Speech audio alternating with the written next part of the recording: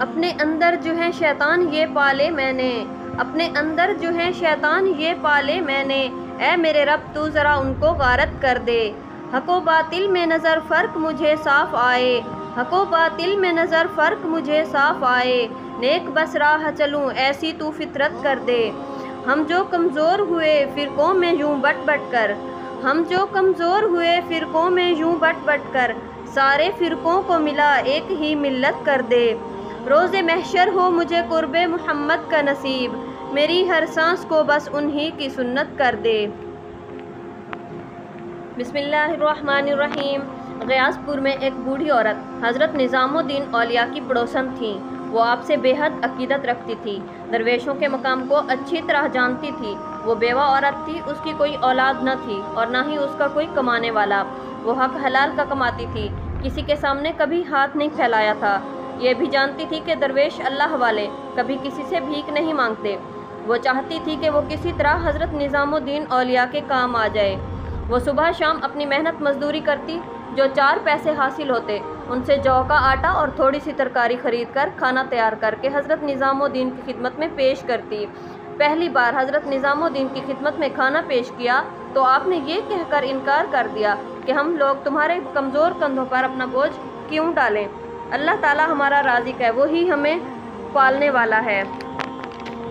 ان کا جواب سن کر بڑھیا پھوٹ پھوٹ کر رونے لگی اور کہنے لگی، محبوب الہی مجھے اس بابرکت خدمت سے محروم نہ فرمائیے۔ ضعیف خاتون کے لہجے میں اس قدر خلوص تھا کہ آپ انکار نہ کر سکے اور پکی ہوئی روٹیاں قبول فرما لیں۔ اس ضعیف عورت کی عمر 100 سال تھی اور اس میں اتنی طاقت تھی کہ وہ اپنے کام خود کر سکتی تھی۔ حضرت نظام الدین اولیاء نے فرمایا کہ تم کام نہ کیا کرو، جو ہم درویشوں کے پاس آئے گا وہ ہم تمہیں بھی بھیج دیں گے۔ وہ کہتی، نہیں، میرے دل میں یہ بات آتی ہے کہ میں آپ کی خدمت کرتی رہوں، جو زندگی بچی ہے آپ کی خدمت میں گزار دوں۔ حضرت نظام الدین اولیاء اس کی ضد کے آگے ہار جاتے تھے۔ وہ غریبوں کا محلہ تھا اور حضرت نظام الدین اولیاء وہاں کے پیر تھے۔ لوگ آپ سے دعا کروانے آتے تو آپ فرماتے کہ رازق اور رزق تو اللہ تعالیٰ ہی ہے، وہ جب چاہے اپنی رحمت کے خزانے تم پر کھول سکتا ہے، تم بس اللہ سے غافل نہ ہونا۔ ضعیف عورت رسیاں بنا کر دوسرے شہر بیچنے جاتی تو وہاں ایک آدمی ملا۔ اس نے کہا، تم یہ سب کیوں کرتی ہو؟ کیا تمہارا کوئی بیٹا نہیں ہے؟ بوڑھی عورت نے کہا، میں بیوہ ہوں اور میری کوئی اولاد نہیں ہے اور نہ ہی میرا کوئی کفیل ہے سوائے میرے اللہ تعالیٰ کے۔ کیا تم دعا نہیں کرتی؟ تو اس نے کہا، دعا کرتی ہوں، لیکن اللہ تعالیٰ نے فرمایا اپنے ہاتھوں کی کمائی کھاؤ۔ ضعیفہ نے کہا، میرے پڑوس میں ایک وقت کے کامل ولی رہتے ہیں جن کا نام حضرت نظام الدین اولیاء ہے، جو بہت بڑے عالم دین ہیں۔ سنا ہے اللہ والوں کی خدمت کر کے جنت ملتی ہے اور میں چاہتی ہوں کہ میں ان کی خدمت کر کے جنت حاصل کر لوں۔ 3-4 دن سے بڑھیا بھوکی تھی اور اس کا کوئی کاروبار بھی نہیں لگ رہا تھا، تو اس نے دعا کی کہ اے اللہ مجھے اتنا تو عطا کر دے کہ میں حضرت نظام الدین کی خدمت کر سکوں۔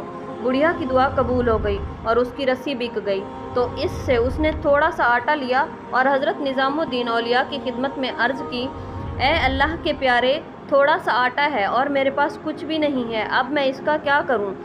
آپ رحمۃ اللہ تعالیٰ علیہ نے فرمایا، اسے ہمیں دے دو۔ آپ نے اپنے شاگرد سے کہا، اس آٹے کو دیگ میں ڈالو اور پانی ملا دو، اتنا کہ یہ 40 لوگوں کو تو پورا ہو جائے۔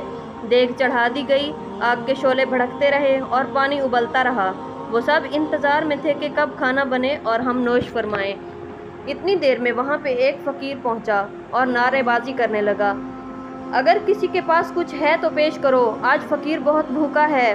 صدا لگاتا ہوا دیگ کے پاس آیا اور کہا، اے شاگرد، اگر کچھ کھانے کو ہے تو دے، دیگ کا منہ کیوں بند ہے، کھول دے اس کو۔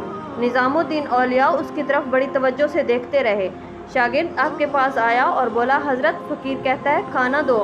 آپ نے کہا، ہاں بٹھا دو اسے۔ تو اس شاگرد نے کہا کہ حضرت دیگ اتنی بڑی نہیں ہے جس میں سے 40 لوگوں نے بھی کھانا کھانا ہے۔ تو شاگرد چلا گیا اور بوڑھے فقیر کو ساری بات بتائی، تو اس نے کہا کہ میرے پاس وقت نہیں، کھانا جلدی لے کے آؤ۔ اور اس نے کہا کہ بہتر ہوگا کہ تمہارا استاد محترم خود اپنے ہاتھوں سے کھلائے۔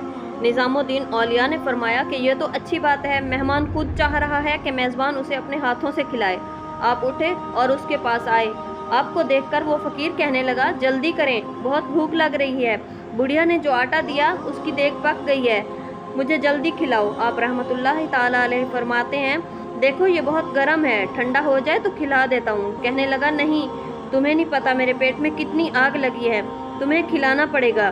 حضرت نظام الدین اولیاء آگے بڑھے اور دیگ کو موٹے کپڑے کی مدد سے دونوں کناروں سے پکڑ کر اس درویش کے پاس لے کے آئے۔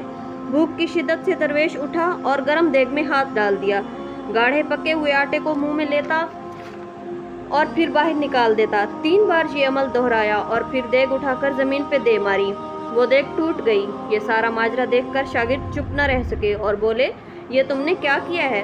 یہ آٹا ہمارے لیے کتنا قیمتی تھا، 4-5 دن سے یہاں سب بھوکے تھے، اب ہم ان کو کیا کھلائیں گے؟ درویش بولا، میں اللہ کے حکم سے یہ بات جانتا تھا، مگر کیا کرتا، میرے لیے اللہ کا یہی حکم تھا، مجھے یہی کرنا تھا۔ یہ کہہ کر وہ درویش نظام الدین اولیاء کے پاس آیا اور بڑی محبت سے بولا، شیخ صاحب، حضرت بابا فرید گنج بخش آپ کے استاد ہیں، اللہ تعالیٰ نے آپ کو بہت سی نعمتوں سے نوازا ہے اور آج آپ کے ہی صدقے سے اللہ پاک اس بڑھیا کے دن پھیر دے گا۔ اس کی محبت اور دیا ہوا آٹا قبول ہو گیا ہے، آج کے بعد یہاں دیگیں ہی دیگیں پکیں گی اور کوئی بھوکا نہیں جائے گا۔ آپ اس ضعیفہ کو پیغام بھجوا دیں کہ اسے ہلکان ہونے کی ضرورت نہیں ہے، اللہ نے اس کی ذمہ داری لے لی ہے، اللہ کی مقبول بندی بن گئی ہے۔